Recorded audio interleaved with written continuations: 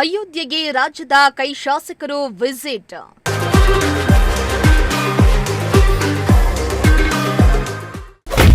ಶ್ರೀರಾಮನ ವಿಗ್ರಹ ಕೆತ್ತಿರೋ ಶಿಲ್ಪಿಯನ್ನ ಹೊಗಳಿದ ಶಾಸಕರು.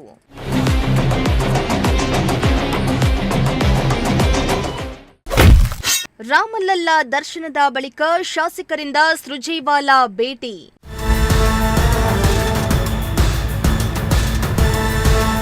ರಾಜ್ಯದ ಸುಮಾರು 15 ಮಂದಿ ಕಾಂಗ್ರೆಸ್ ಶಾಸಕರು ಸಚಿವ ಸ್ಥಾನಕ್ಕಾಗಿ ಲಾಬಿಯನ್ನ ನಡೆಸ್ತಾ ಇದ್ದು, ಸಚಿವ ಸ್ಥಾನಕ್ಕಾಗಿ ವರಿಷ್ಠರನ್ನ ಭೇಟಿಯಾಗಲು ಶಾಸಕರು ದೆಹಲಿ ದಂಡಯಾತ್ರೆಯನ್ನ ಕೈಗೊಂಡಿದ್ದಾರೆ.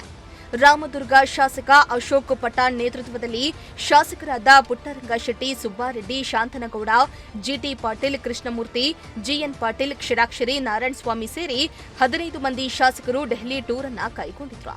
ಇನ್ನು ದೆಹಲಿಗೆ ಹೋಗುವ ಮುನ್ನ ಶಾಸಕರು ಅಯೋಧ್ಯೆಗೆ ತೆರಳಿ ಶ್ರೀರಾಮನ ಆಶೀರ್ವಾದ ಪಡೆದಿರುವುದು ವಿಶೇಷ ಗಮನ ಸೆಳೆದಿದೆ.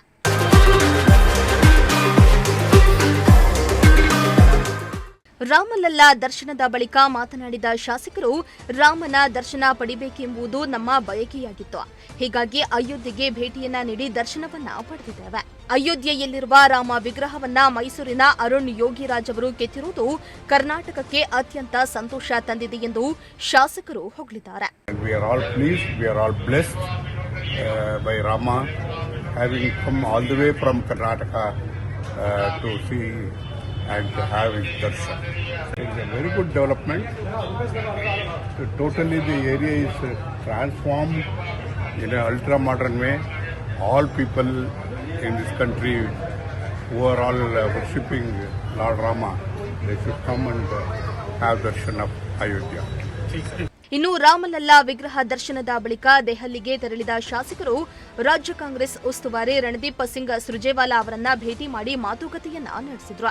ರಾಜ್ಯ ಉಸ್ತುವಾರಿ ಮುಂದೆ ತಮ್ಮ ಬೇಡಿಕೆಗಳನ್ನ ಶಾಸಕರಿಟ್ಟಿದ್ದು, ಸಂಪುಟ ಪುನರ್ರಚನೆ ಮಾಡುವಂತೆ ಒತ್ತಾಯಿಸಿದ್ದಾರೆ.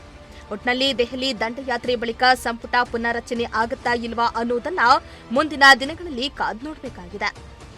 News desk, Prajashakti TV, Tumakuru.